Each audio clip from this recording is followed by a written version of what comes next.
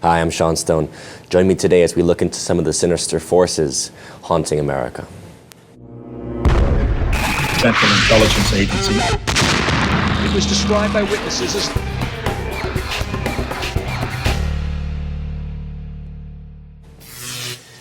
Benda is the author of numerous books, including the series Sinister Forces, and also a couple of books about the Nazis, one on Holy Alliance, and the new bestseller, The Hitler Legacy, now available on Amazon. So he's joining us today to look into many of these occult hidden forces that have haunted his own life, as well as most Americans going back to the end of World War II. And it's going to cover a whole range of topics dealing with everything from the Necronomicon to Islamofascism. So stick around as we now interview Peter. Thanks for joining us, Peter Levenda. Pleasure to have you on. My pleasure. I wanted to actually start because perhaps the most controversial topic that we can get into on the show, aside from Nazis and Islamic Jihad, is actually the Necronomicon, the history of this Simon book that came out right in the late 60s. And some people have said that you actually are Simon. So I want to start by asking you that question. Are you Simon, or do you know who Simon is? I'll answer the first part of your question second and the second part of your question first. Basically, I know who Simon is, and number one, and number two, no, I'm not. Okay, so why don't you give us a little bit of the history of what is the Simon Necronomicon? Because many people have heard of Necronomicon in the context of Lovecraft's novels, and they think of it as the totally fictitious version. And yet, some like me actually give credence to the idea that there are ancient Babylonian texts, books of the dead, so-called grimoires, and perhaps the Necronomicon, if not an actual replica, may be based in some of that truth. And the Simon Necronomicon seems to have a lot of basis in real Babylonian lore and witchcraft, demonology, let's say. So why don't you give us a little bit of the history of where that came from and how you were involved in participating, or at least know who the real Simon is in this story? Well, this brings us really to the crux of the whole issue, because the discovery of this book, which then became published as the Necronomicon, was undertaken at a time when I was involved with a number of rather mysterious churches in New York City during the late 60s. And it was through one of these churches that these books came to light. It's mentioned in a book called Dead Names, which is sort of a history of what happened, how the Necronomicon came to be in this case. And it was the story of a bunch of boys, young men, teenagers who became priests and bishops in a church during the Vietnam War, specifically actually creating a church so they would have, number one, a place in which they would explore their interest in esotericism and occultism, as well as in religion. At that point, we weren't quite sure what the difference was between all of these things. And also, it was, quite frankly, it was one way of getting out of the war. These churches were very popular as means of trying to create a deferment as clergymen during the war. You had a clergy deferment at that time that existed. It was the 4D deferment. And so we explored all of these options, and I was a senior in high school at Columbus High School in the Bronx, the same high school that David Berkowitz went to, the son of Sam.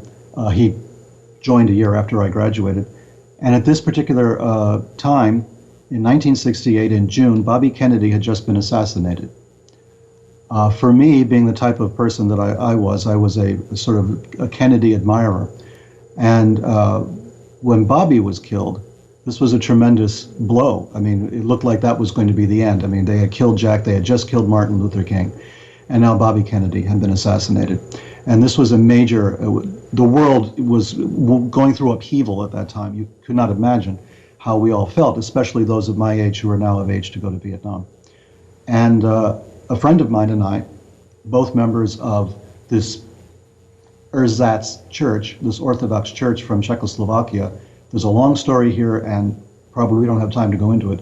But anyway, we decided we would go down to St. Patrick's Cathedral, where the funeral was going to be held, and we would gate crash the funeral.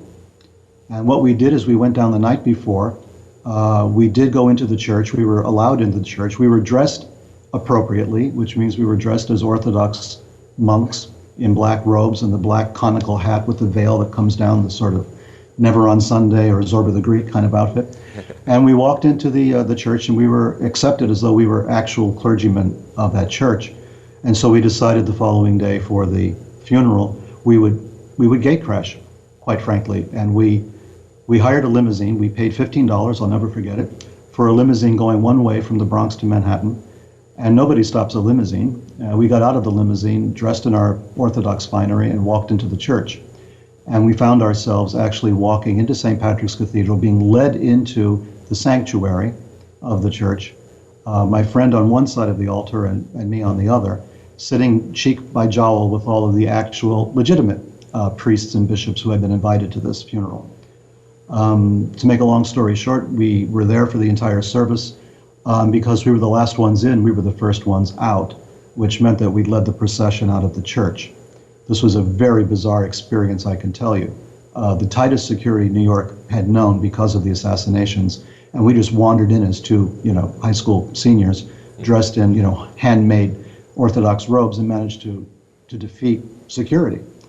As we walked out of the church, we made the acquaintance of another bunch of bishops that were outside who could not get in, who were just milling about outside, and they gave us some identification, and they gave us some cards and said, "Come and see us."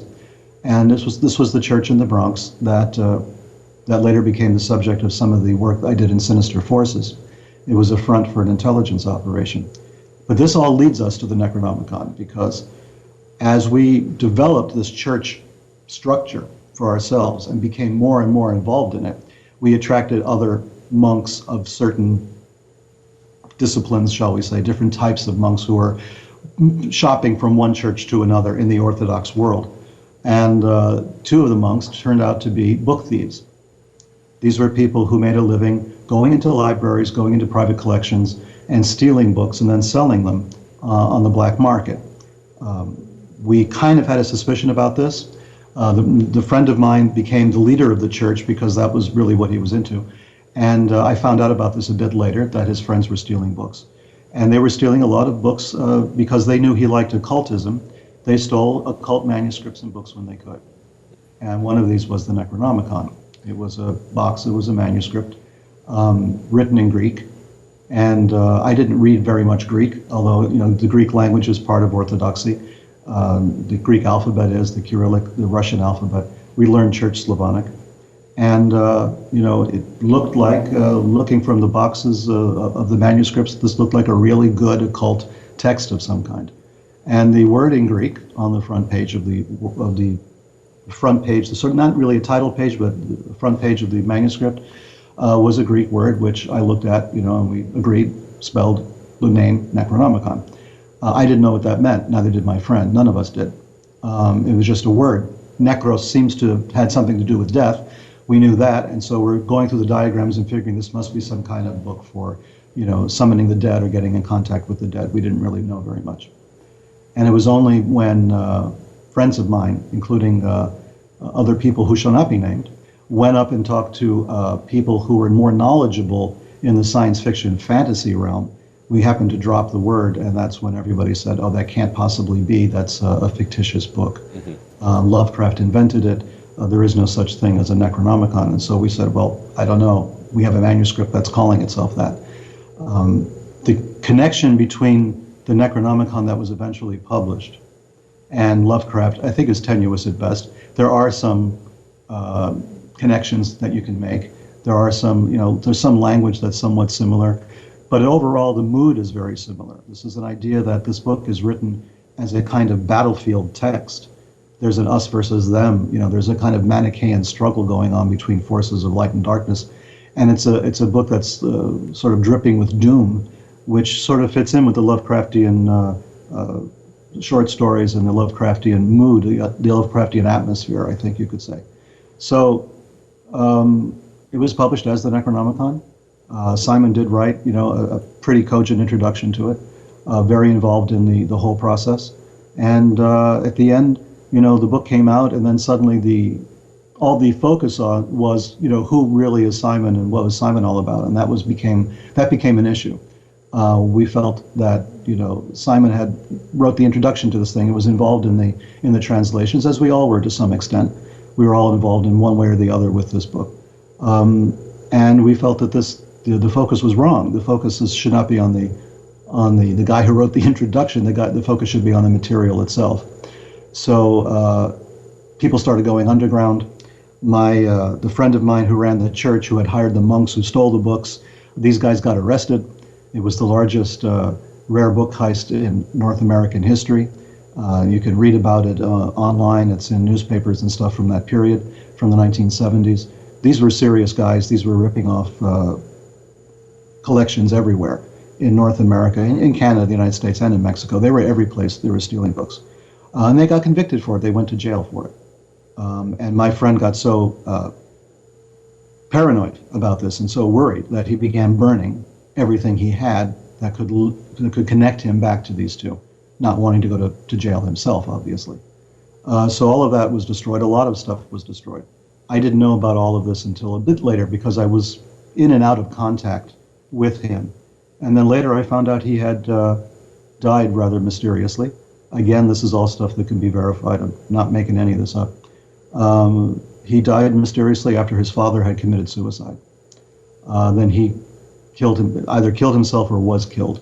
There's a long story about that as well, but it goes back again to the Orthodox churches, to politics, to churches operating as fronts and all of this. So the Necronomicon was kind of a footnote to the rest of all the things that were going on at that time, all the things that we were involved with. And that brings us to a lot of questions in different directions. So to begin, the Necronomicon, that manuscript, did you ever figure out the origin? I mean, this is obviously, as you said, it was a Greek manuscript. Do you know what? I mean, do you know what year we're speaking of? I mean, was it basically a retranslation from a much older text, or was it an ancient manuscript that was found? Well, I believe it was a retranslation of something older than the text itself, because a lot of the prayers to us looked like gibberish. I mean, it wasn't Greek, and it wasn't any language that we could readily identify. Good thing is we had friends at the University of Pennsylvania, people who were involved in occult stuff as well. A circle of us around a group in Brooklyn that were really interested in all of this at that time. It was a very popular subject in those days, in the 1970s in New York. And there was a bookstore called Magical Child. It had originally been called the Warlock Shop in Brooklyn Heights, actually a block or two from where Lovecraft lived when he lived in Brooklyn. Then they moved to Manhattan, and it was called the Magical Child. And it attracted a lot of people. I mean, John Lennon and Yoko Ono used to go there and buy books. I mean, we saw them. We saw a lot of people would stop by. It was a kind of a magnet.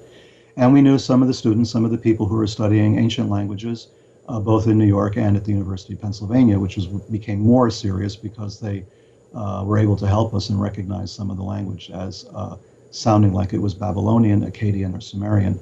And that's what led us in that direction. We began to realize we were looking at something which was a survival of something that was much, much older. Indeed. In fact, I mean, I have my own interest in the Necronomicon because I was investigating a mental hospital in New Jersey called Greystone. And if you recall, one of the Necronomicon versions talks about the mad Arab who tells the story. You know, he came across these cloaked figures doing a satanic ritual around a gray stone. And the stone basically was levitating. And that's kind of the opening, his initiation into the magical world, the narrator's initiation.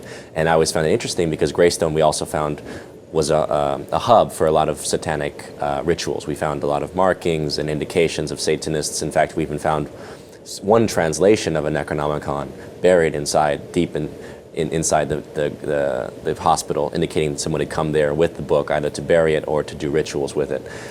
So there's this interesting nexus of, as you understand from your Sinister Forces work, locations, places where rituals are performed and conducted for ritual purposes. Well, there was a lot of rumors around in the late 70s that there was a cult operating out of Vineland, New Jersey, and that there was a mental hospital there that was the target or the nexus of this kind of activity, which we were never able to find out at that time. I mean, there was no internet in those days, so everything was word of mouth, or you had to really do a lot of footwork and research things in libraries and archives and stuff. So it took a lot of time. But that was the rumor that was persistent, that there was something going on in Vineland. I don't know if that connects at all to Greystone or not, but that was the story that was going around in the 1970s. Do you know which hospital would have been nearby there? All I know was Vineland, New Jersey, and it was a mental hospital. There couldn't have been too many. Right, yeah. And then, of course, you have your own interconnection then to the Son of Sam mystery, Right. which I know you commented upon in Sinister Forces. But take us through that a little bit, because here's a lot of people like Maury Terry did good works, basically saying Berkowitz was not the lone shooter, that he was part of a satanic cult. And There's absolutely no doubt in my mind. this does seem to intersect a little bit with what you're speaking about here, with not only these churches and fronts, but the locations being very interesting, being like near Rockland, for example, which is a notoriously haunted location full of places like Letchworth Village, which was a haunted site with a lot of satanic ritual activity going on there. You have Hudson Valley, where there have been notorious sightings of lights in the sky. The Rockefeller Estates are there, next to Sleepy Hollow, legendary Sleepy Hollow. So that's another, so tell us a little bit about what you discovered as far as the Berkowitz and Son of Sam shooting, and what cult is operating in that context.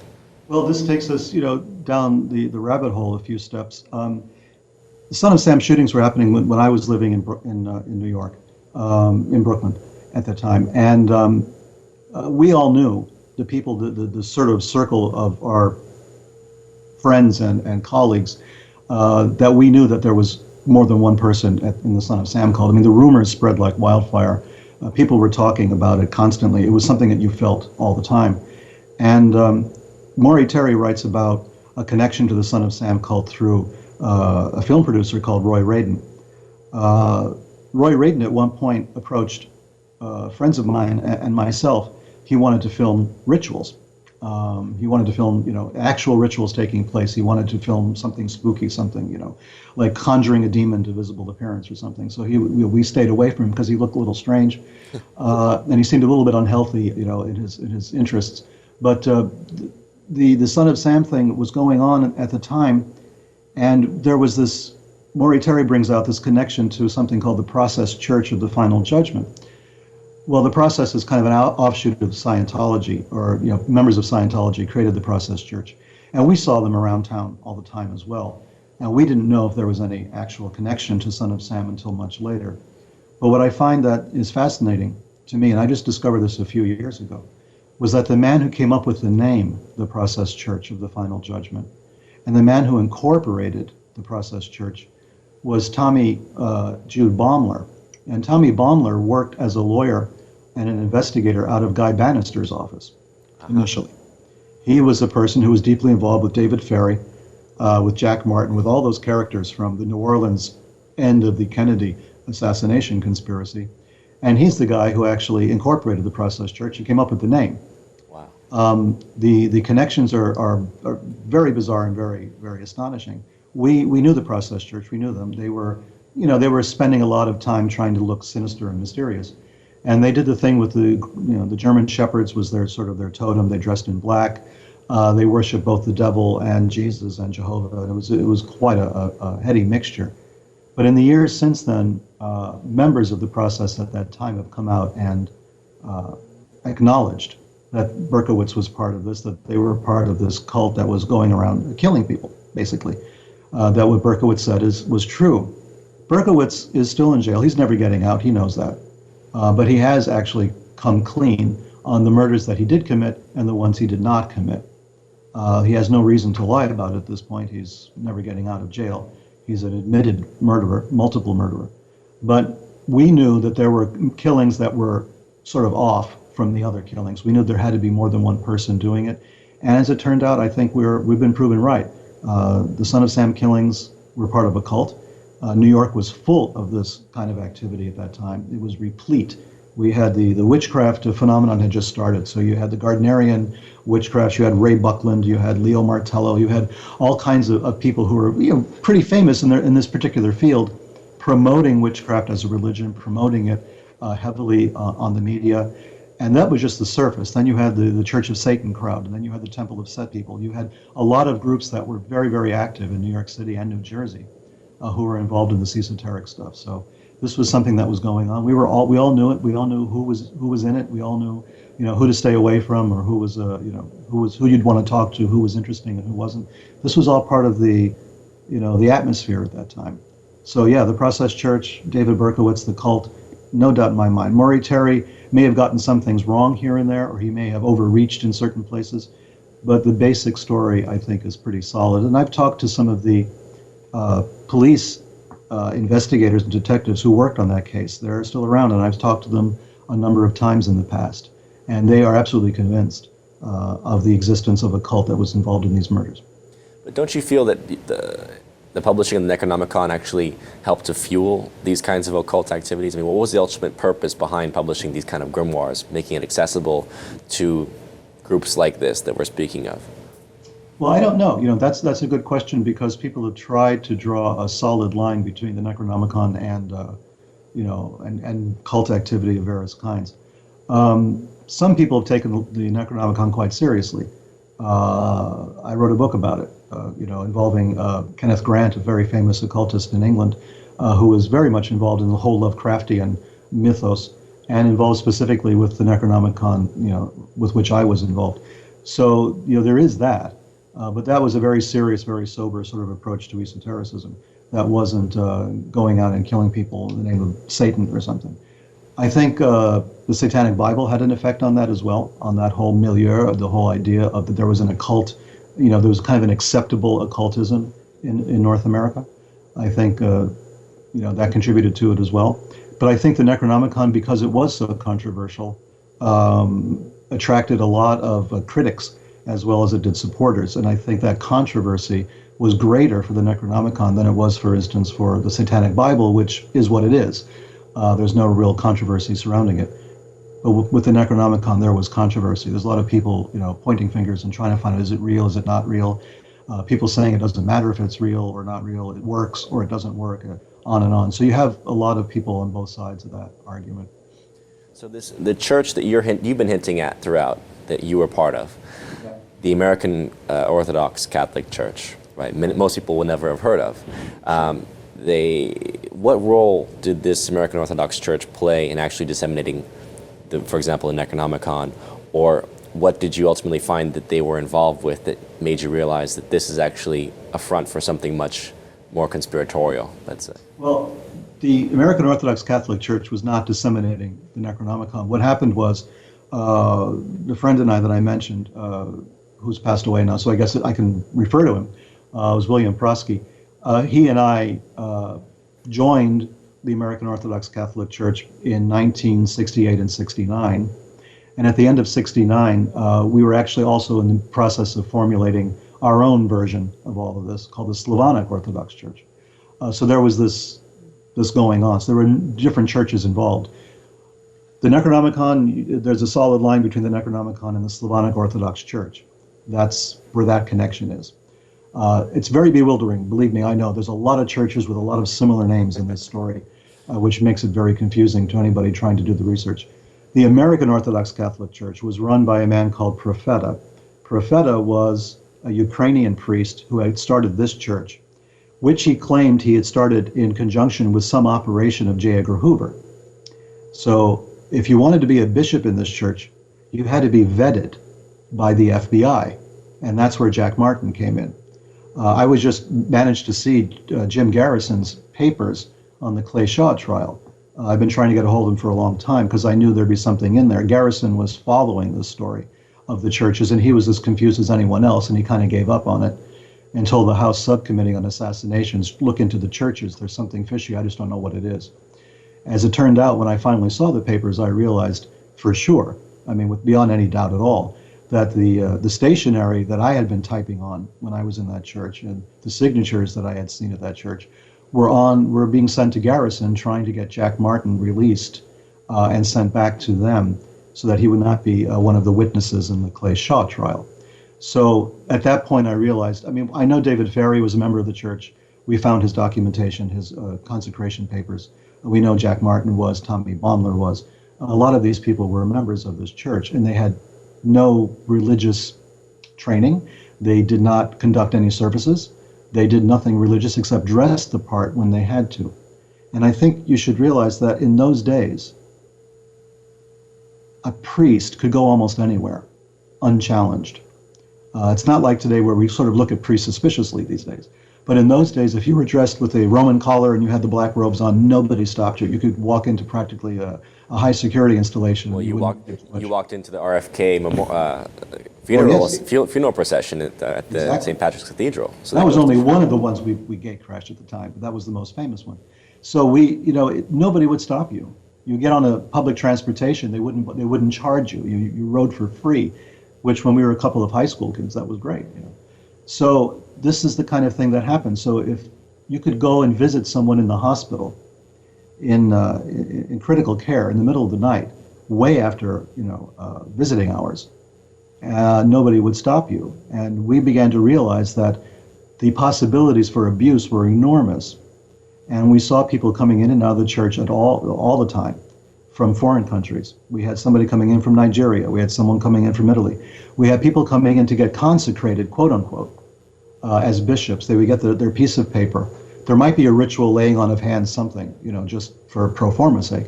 Then they pack up and go on the next plane and perform some intelligence operation somewhere around the world.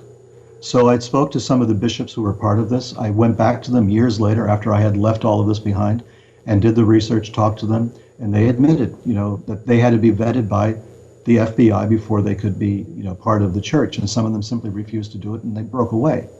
But the man who did the vetting was Jack Martin, the man who actually was the person, the go-to guy to find out who was reliable or who was acceptable and who wasn't. And for people who don't know who Jack Martin is, in the film JFK, Jack Lemmon plays Jack Martin, who is Guy Bannister's associate, right? And Bannister is basically the former FBI guy who is running this this sort of anti-Cuban activities down in New Orleans, right? And he's got Lee Harvey Oswald walking in and out of his office down on Camp Street. So Martin at one point wants to blow the whistle, or he just makes a joke of writing a book, and then Bannister goes nuts and pistol whips him. Right. This is the Jack Martin. This is the Jack Martin that we're talking about. I have photographs of Jack Martin dressed as a priest. Yeah, it's interesting because also in the film JFK, there's the scene when David Ferry is basically, throughout the story they hint at the fact that he wanted to be a priest, and he basically was defrocked because of his homosexuality. But then when they come to his apartment, you see an image of him dressed as a bishop, and you see all these black robes. You're saying he's actually a wandering bishop of this American Orthodox Church. Absolutely. There's no way he would have been kicked out of the American Orthodox Catholic Church for homosexuality. Okay, that is a joke. There is absolutely no way. That might have been a qualification, I don't know. But there's no way he would have been kicked out on the basis of that. Right. Impossible. Okay, just take it from me. I was there, I saw what was going on in that place. I saw FBI agents coming in one day, and I saw all kinds of other stuff happening another day. There was no way Ferry would have been kicked out for that reason. He might have been refused to be a Catholic priest, possibly, except that, my conversations with Catholic priests were very indiscreet. They would tell us, in the seminary, you fall into two camps, the jocks and those who were not the jocks. And, there was the gay component in the seminary, and there were the people who were out there playing basketball until 2 o'clock in the morning because of the celibacy rules. So, no, there's no way he would have been kicked out for homosexuality. That's just, no way. That's a canard. Well, this connection between the ritual nature of power, let's say, the occult facets of it, I think this is part of why you've been interested by Nazism throughout your life, as far as studying it. Doing your first book on Holy Alliance, most recently the Hitler Legacy. Is that really what drew you to the story of the Nazis, the rat lines? I mean, what was it that really hooked your interest and said, you know what, I want to know more about what's going on there? Because we live in a country where we have this kind of artificial division that we think exists between the church and the state. we've compartmentalized our lives. And we think this compartmentalization exists on all levels of American political discourse. And it doesn't. When we have politicians who have sometimes very strange beliefs, and because we're not supposed to talk about it because of this legal separation, we don't realize that motivation for some political actions are based on some very strange ideas. I mean, Ronald Reagan believed in the end times. He believed that the apocalypse was about to come on us. He belonged to a denomination called the Disciples of Christ, the same denomination that Jim Jones belonged to, of Jonestown in Guyana. You have to look, I think, a little deeper. When I became fascinated by extreme religion and extreme politics, and to see how sometimes they went hand in hand. So Unholy Alliance was my first book. It was about, of course, Nazis and occultism, and the occult beliefs that fueled the Nazis. And it's based on documents in the National Archives. There have been so many books until then that have been speculation or just stuff made up out of whole cloth. And I was so relieved when I was actually accidentally found a lot of microfilm footage at the National Archives in Washington that demonstrate the Nazis were fascinated, even obsessed with occultism and esotericism, and that formed the basis of Unholy Alliance. And that was really only going to be a chapter of Sinister Forces. I thought maybe one chapter on this, but it got out of hand. There's just so much there. When you're looking at the most hated group of people in the 20th century, at least to us in the West, were the Nazis. They're the symbols of evil, and yet they were really just a cult. They were not a political party, the way we understand it. The Nazi Party was a cult, and that's what it really was. That's why it exists today. That's why it's managed to persist. You can look at it, political parties that were in Germany, Italy, or anywhere else in the 1920s, the 1930s, and no one's ever heard of them anymore. But the Nazis do still exist. The Germany lost the war, but the Nazi Party did not believe that they did. The Nazi cult still exists. They just shifted their theater of operations to different parts of the world. So I'm fascinated by that because what motivates these true believers, and they are true believers. The old Nazis, are being interviewed, are totally unrepentant for what they did. I mean, they give the lie to the Holocaust deniers because they're happy to have participated in the Holocaust and wish they had done more. So these people, yes, they do fascinate me. They're a window into the darkness that maybe I touched upon when I first looked at these occult books that these monks were stealing in those days, including the Necronomicon. There is something about the darkness at the heart of the political and religious life of not just of this country but of the world that is compelling. So yes, the Nazis to me are sort of the symbol of this, the symbol of how this works. They're the symbol of the wedding of politics and religion, and the military, quite frankly. Let's say armed violence and religion and politics all together. And when I began to research them, when I began to go to Chile in 1979, where I was detained briefly at Colonia Dignidad, when I was had guns pointed at me in Reading, Pennsylvania by Klansmen and neo-Nazis and all the stuff that's gone on, I've seen that this still persists. And I pull at the threads, and what I find is that there is a kind of Odessa, and it has always existed since the end of the war, in different parts of the world. People who are like-minded, true believers, the old generation dying off, but new generations, younger generations picking up where they left off. In those days, it was anti-communism, and now it's turning into something else. It's the third way, the Nazi third way, neither the Soviet Union nor the United States, something in the middle. And that's what they're aiming for. That's the goal, is to create something which is a kind of a totalitarian state, which is at the same time a kind of anti-materialistic totalitarian state, if you can get those concepts all on one page. And that's what they're sort of aiming for. But to do so, they have to foment revolution everywhere. They have to create violence. They have to destabilize regimes, destabilize governments.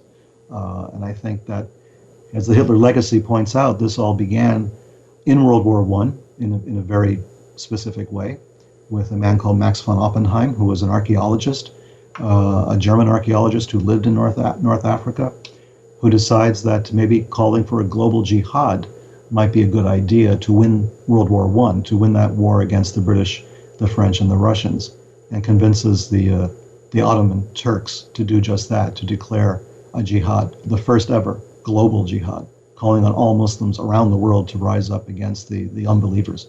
And that's the beginning, and it goes on from there. And Hitler Legacy talks about that a great deal, goes into the detail of this. To me, this is where the darkness comes from. This is, the cynical manipulation of religion. We did that too. We did that with the CIA's operations, Bluebird, Artichoke, MK Ultra. These were cynical manipulations of human consciousness, disregarding any ethical or moral considerations. The idea of probing the human mind, probing the psyche, wiping out memories, replacing them with other memories, hypnotizing people, getting them to take certain types of psychotropic drugs, convincing them to commit, assassinations and then forget all about it, to carry out clandestine operations and then have no memory of it later. The Sorcerer's Apprentice, from Fantasia, all those brooms dancing and then suddenly getting out of control. That to me was what, these programs were like. You're probing the human spirit, the human mind, you're disconnecting it. You're actually causing initiatory states to take place. You're initiating people, but without the safeguards of initiation within a religion or within a secret society. You're just saying, I'm going to do all this to you. Let's just see what happens. Maybe something good will come of it as we trash your consciousness. Right. So all of this comes to me, it's all part of the same impetus that began especially around the time of World War I and continued right through World War II and the Cold War and picked up steam actually at the end of World War II and got more dangerous and more dangerous. And we haven't shaken that off. We're still dealing with that. Yeah, I mean, you've touched upon a lot of topics here. What strikes me is that like you said before, there is no separation ultimately between religion and state, because all people, there is a spiritual impetus, let's say, behind all these factors and these forces. And we may not recognize it as being spiritual, but when you look at the crass materialism of, let's say, America, and what it's become, and the immorality of it, where only money is worshipped and accepted, that itself there is a spirituality behind it, what we can call maybe satanic, right? The pure worship of the material realm without any respect for the spiritual life. And then you can see the other extreme polarity in some of these, Islamic State things, which are totalitarian fascist type of organizations. Saudi Arabia, a fascist country that prides itself on so-called religion. So we are seeing a created conflict, it seems, that's appeared, and yet it ultimately does feel manipulated and created. And I feel like the one thing that seems behind, if we go back to the source of it, go back to the source of the Nazis and think about the British Empire and what they were able to do in studying the Romans and how the Romans were able to deploy gods, what was called god building, for example, right? And you deploy these various gods to different regions, and you secure those regions with mercenary armies, and you make sure that people worship the god and they pay their coins and their homage to the god in the temple, and that's where the money is held, right? The banks. And then you think about the Romans doing that, the British studying the Romans to copy them and deploying it themselves in the 19th and 20th century. And that's where you get the Vril, for example, the Bulwer Lytton, who was the British imperial office or colonial office head, who's writing these books about the Vril and all these occult, Rosicrucian orders. And yet the Vril then pop up within the next 60 years in Germany, right, as this society that actually helps to sponsor and support Hitler, the Thule Society, who draw upon the Vril power, and that language, right, has basically been deployed. So it makes you wonder, really, are we looking at a hidden empire that's the hidden hand, in a sense, driving these forces, creating these cults, using them to fight each other, right? As you said, the third way in between that basically that fosters left-right antagonism and ultimately reorder the world, as the New World Order called for in the first place, the destruction of all nation states, the destruction of all anything that could be independent of that imperial order, which is predicated on divide and conquer. And I go back to the Oppenheimer thing just because you mentioned Max Oppenheimer, who's who's German agent deployed to utilize that jihad language, and yet is part of that Oppenheimer family of England as well, of English fame, that owns South African gold mines, right, and and diamond, and there really does seem to be an even more hidden occulted force behind all these different influences. I'm just curious if, in terms of your research and your study, if that was something that you felt there was still that other level above what was perceived knowledge, that was still the occulted hidden hand that was deploying it. Well, yeah, the problem is that we're like, I use the analogy all the time, or say a metaphor, of the blind men and the elephant, you know. We can perceive the outlines of what we can consider an occult force, or what I call the sinister forces behind the reality as we know it. It's there. But as I mentioned, is my favorite phrase in trying to discuss what I'm calling quantum history, is you look at the Kennedy assassination, the JFK assassination, and you ask yourself, you know, was it a particle or a wave? I mean, it's the uncertainty principle. Are you looking at the assassination as though it's a conspiracy of people who are dead set on killing the president? That's one way of looking at it. The other way of looking at it is based on the fact that this assassination was prefigured even before Kennedy had been born. I talk about it in Sinister Forces, for instance. You know, Maurice Maeterlinck, the famous Belgian playwright who won the Nobel Prize for Literature, had written a play before John Kennedy was born, had written a play in which you know, a political leader is assassinated, shots are fired from a grassy knoll. We're not sure how many shots were actually fired, and the assassin's name is Alec. And, you know, Oswald's name was Alec Heidel. That was one of his aliases. You know, and the whole thing is prefigured right there, and we don't know. In the play, it is said we don't know if the assassin was really working for Russia or not. I mean, what more do you want, right? So there seems to be a force behind the force. There seems to be a force behind the deep state. And maybe it's a kind of a quantum effect that we're actually perceiving somehow. You know, there was the Texas the Texas Tower sniper at the University of Texas at Austin, I believe. Here was a guy killing people with this rifle and shooting students from the top of this tower until he was finally caught and killed. And yet the entire story had been prefigured in a cheap novel that had been written years before. Exactly the same setup. Even got the name of the police captain correct. So these things also happen, which is why I can't always walk away from the study of politics devoting my attention strictly to the political texts, because quite often something like this comes out of clear blue sky, out of left field, and the coincidences pile up and pile up. And Jim Garrison said that when you see the coincidences pile up, it's the evidence of an intelligence operation, you know, in effect.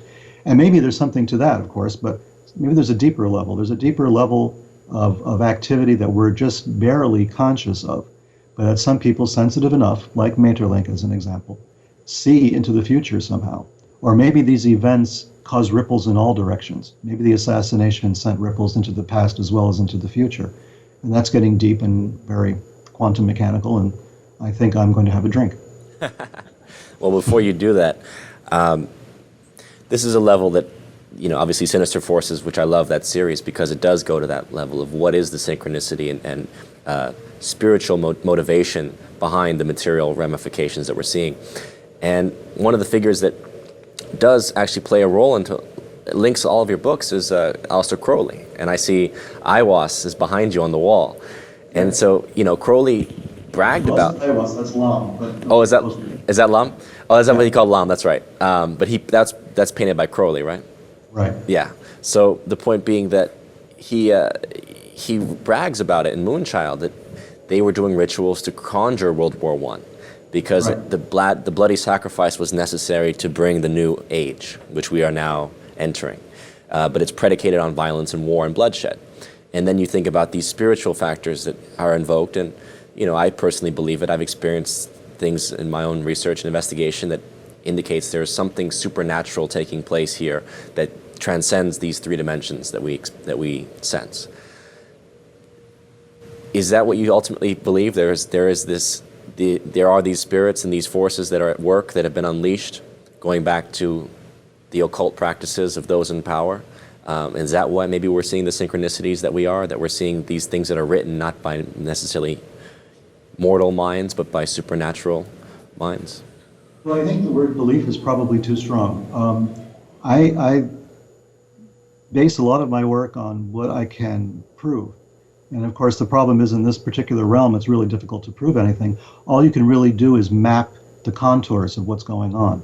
So I talk about synchronicity and coincidence a lot. I mean, Wolfgang Pauli and Carl Jung, had their correspondence on this very topic. What was synchronicity? Was it evidence of the operation of some other force in nature? I don't jump right away into an angels and demons kind of explanation for it. I kind of hold back a little bit until I get more information. I like to see what other people say, what other people do. I like to find out who's doing what. I mean, what presidents are involved in what kind of strange religious beliefs, or what financiers are involved, what kind of in New York City during the Son of Sam situation, for instance, some of the people who were involved in that cult, who were involved with Berkowitz and some of the friends of Berkowitz, were people who were very wealthy. These were wealthy, in some cases, real estate tycoons, and in one case, a very famous fashion designer was very much involved as well. And these were people who had money, they had influence over a lot of people, they had influence in media, they had influence in finance, and they were very deeply involved in occult practice. And these were not fools, these were not, empty-headed people. These were people who were living, for the dollar every single day. They were earning money, they were buying and selling, they were hard-hearted, pragmatic people who simultaneously were involved in the serious study of occultism, not simply picking up a paperback somewhere and maybe drawing a circle or burning a candle. These are people who are involved in some very serious stuff. So I know that it exists. We've heard it, we've seen it. We know that these people existed. We know that these cults existed. We know they were financed in some cases by wealthy individuals. So what does it all mean? Where do the tentacles reach from this kind of heart of darkness? And so that's what I specialize in, for want of a better word. I try to trace all of this back to sources, try to find out what's going on, hoping in the process that you can find a reason, you can find some kind of a rationale where you can say, oh, so that's why it's happening. And that's why we're in the situation we are now. It's because of this. And all we have to do is fix this and everything will be okay. So far, that hasn't happened. Did that line of investigation ever take you to the Bohemian Grove, for example, where we know there's a certain owl ritual that takes place, the cremation of care ceremony, and obviously, the interesting thing and for Skull that. And Bones as well. Look at Skull and Bones. They only bring in 16 people, I believe it is 16 total every year, right? Which means that in 100 years, you only have 1,600 people, have been initiated in Skull and Bones. And yet, during the Bush administration, for instance, the last Bush administration, we had all these bonesmen, in intelligence positions and in the government. In fact, Bush was running against Kerry, who was also a member of Skull and Bones. Yeah. Well, Skull and Bones is more. Chances of that. Skull and Bones is a little bit deeper because actually they initiate people in summer sessions and who are not part of Yale. So it's a bit more mysterious. There are sometimes bonesmen who are not known bonesmen because they didn't come through Yale and through that traditional recruitment process. It comes through off campus and through other having presence on other campuses, summer school sessions, that kind of stuff. But just in terms of the Grove, I mentioned just because San Francisco is notorious as being this kind of satanic hub, right? Going back to LaVey, you talked about the Satanic Bible, and whatever occurred there in terms of that summer of '66 and the launching of the Satanic Church, and then have you seen anything in terms of the connection, perhaps, between the Grove activity, the Church of Satan, the Presidio scandal, that makes you think there's something really kind of festering there in San Francisco in particular, or is it maybe just a distraction and almost a false? It's a diversion. The Church of Satan. There were two levels to it. There was the popular level that everybody knew. There was a darker level, to the Church of Satan as well. But I don't think we're talking about evil on the same level as we're talking about where government leaders are concerned, or people who have tremendous influence over the lives of millions. It was a different thing. There was Manson family involvement peripherally in the Church of Satan. There were other things going on with them, but I don't see that connection. I think the Presidio affair you're talking about, I have my doubts that that is what it was painted to be.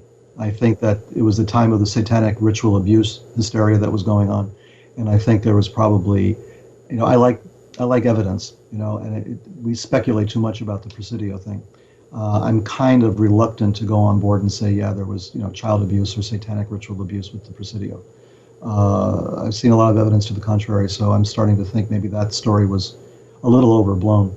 But the problem is there's a lot that's not overblown. There's a lot of ritual abuse of children and of young people in this country. It doesn't need San Francisco. There's some very good books that have been written on it. Recently, actually published by Trine Day on this particular aspect of things. So Presidio is maybe a touchstone for what we're talking about, but I don't think Presidio itself. If we're talking about Michael Aquino and all of that, he was lieutenant colonel in the U.S. Army and in Army intelligence, accused of satanically, getting involved in child abuse and everything else. I kind of don't think that really happened. In fact, the Army, apologized to him and, sort of basically reinstated him after all of this when they were jumping on the bandwagon. We have to be careful of the hysteria faction because we're experiencing that right now with Islamophobia, Right. So this is the new satanic ritual abuse thing that we're going through now is Islamophobia. All Muslims are evil and, they're all beheading people and all that kind of stuff. So we have to be kind of careful about that, and I try to be. I try to, make sure that when I say something, it's at least documented and sourced, with people that are, or with sources that are reliable. So when you're getting me to talk about these things, I'm hesitant. However, that being said, Bohemian Grove, another story. That is some spooky stuff. That is, that's out there. I mean, there's no justification for that. I mean, come on. There's no real, you can't say this is like, the Rotary or something. I mean, come on.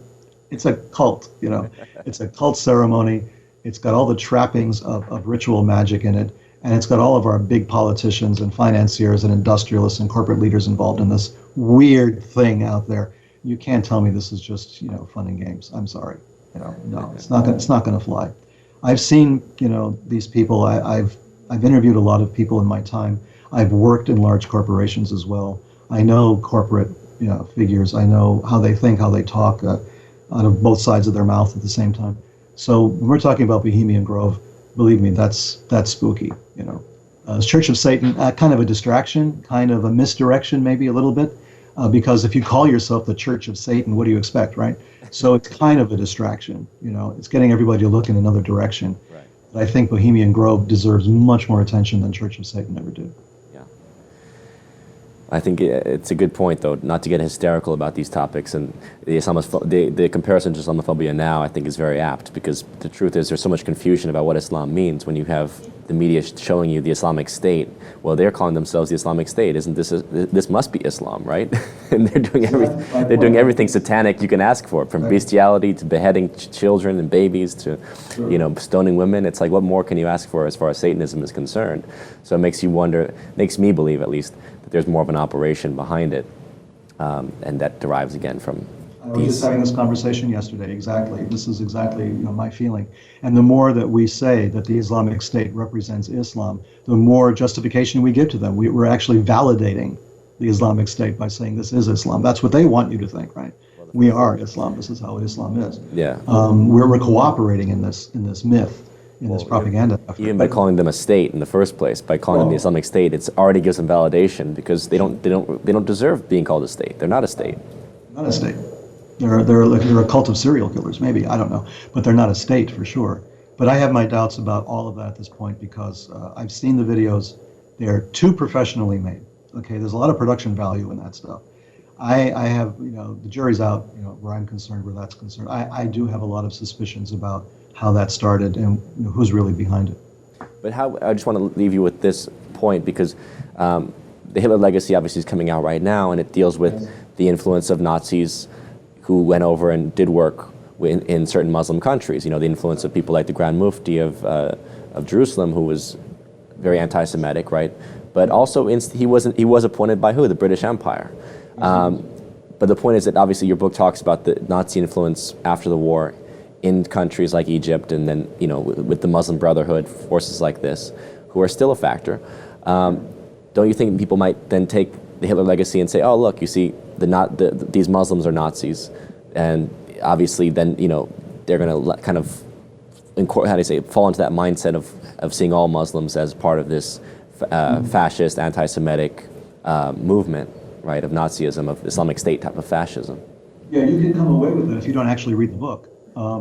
If you sort of jump to that conclusion, and I'm at pains to say that this was a manipulation of religion. This is part of what I've been writing about for 20 years, that this is a cynical manipulation of religion by the powers that be, meaning the British, the Americans, to some extent some of the other European countries. This is, the idea of jihad was created in the West by non-Muslims. And the British, as you pointed out, were actually created al-Husseini, and they stood by idly in Israel while, Husseini's mobs were attacking Jews. I mean, the British had buyer's remorse after the Balfour Declaration, I think, and they were sort of grudgingly getting involved in all this. They really did not want to be. And I think they were backing the Arabs because they were quite simply more sympathetic to Arabs. I'm saying Arabs in general as opposed to just Muslims. I mean, they were more sympathetic to the local residents than they were to the new immigration that was coming in. I'm not saying that Muslims are Nazis, but what I am saying is that the Nazis did materially support with logistics, with training, and with money, supported some of these nascent groups because of their shared anti-Semitism, let's say, or at least anti-Israel sentiments. So there was a lot of manipulation of people. There was a lot of money flowing around trying to control and create a situation of unity among all kinds of Muslims where there was no unity. This kind of approach to Islam, that Islam is monolithic like the Catholic Church, and maybe there's a pope, and maybe there's a hierarchical, rigid structure, and there wasn't. And every time the West gets involved in this kind of a mess, they make that same mistake, thinking that they're going to back this horse against that horse. They don't realize that it's a tribal conflict that goes back, very long time, more than 1,000 years, that they're dealing with in that part of the world. And also that it's not representative of Islam at all in general. I spend a lot of time in Southeast Asia, and Indonesia is the largest Muslim country in the world. They have got nothing in common with these guys. There is no Islamic State thing happening in Indonesia. There are psychos out there. There are people who want to create things like that, but they're in such a drastic minority, and they get arrested and thrown in jail. So I'm not making or trying, nobody should jump to a conclusion. But what I'm saying is that Muslims are Nazis. That would be a ridiculous rereading of the book, a misreading of the book, I should say. So what I'm saying is that there was a deliberate attempt by not just the Nazis, but by the Western intelligence agencies to manipulate groups of Muslims to get them to band together to attack the Soviet Union. The idea was to destabilize the communist state. And so they made alliances, starting with the Moscow Munich back in the 1950s, for instance, which was a CIA operation, going back even further to President Eisenhower, who thought maybe an Islamic holy war is not such a bad idea to destabilize Russia, going back even further to World War II and then to World War I. This was a Western attempt to manipulate religious sentiment of people they did not respect, of a religion they did not respect, looking at these people as if they could be tools that we could control and send against our enemies, like robots, in a robot war. We can hire all of these people and just send them, point them in the right direction, and our problems will be solved. And this is what the book is about. That this is blowback what we're experiencing now. This is what we have to pay for cynically manipulating religion. And it's not just Islam that we cynically manipulated. There's a lot of manipulation going on for everybody. But in this case, we're talking about Islam. We're talking about the rise of these groups in the Middle East. I think that we have to draw a line and say, okay, this is where it all began. Not to rob these Arab groups or the Muslim groups of agency. I mean, they're not children. But we cooperated, we collaborated, we created concepts, we tried to bring them together to fight our common enemy. And this is what happens. This is what the fallout is. We're dealt with people who had been colonized, for 1,000 years. And suddenly we gave them a taste of independence. Here's some guns, here's some rockets, here's some shoulder-fired missiles. Let's go and attack Russia. What we're experiencing now is inevitable. It had to happen this way. There is really no other way out. And until we stop thinking this is an ideological conflict and start looking at it as a power politics situation, pragmatically, and look at who is joining with whom and for what real reasons, we're never going to solve this problem. If we frame it in terms of religion, it's not going to go away ever. Well, as you pointed out, religion is very easy to be manipulated, and every religion has some truth to it, but there's also, you're dealing with human beings. You're dealing with fanatics, you're dealing with saints and fanatics across every culture and religion. So, we could talk for hours, but it's been a fascinating conversation, and we'll have to get you on again to go into more, because, you really, you know your history. So it's great to have you on, Peter. Thank you so much for joining us. Thank you very much. Thank you for having me. Absolutely. It's been a pleasure. Thank you. Well, there you have it, folks. Peter Levenda, tremendous source of wealth and knowledge, and his books should be part of your library. Please read him and follow us for more Buzzsaw in future. Hopefully we'll get him back on, because, as we've said before, knowledge is power, and that power is what's going to fuel this revolution. This is Sean Stone signing off.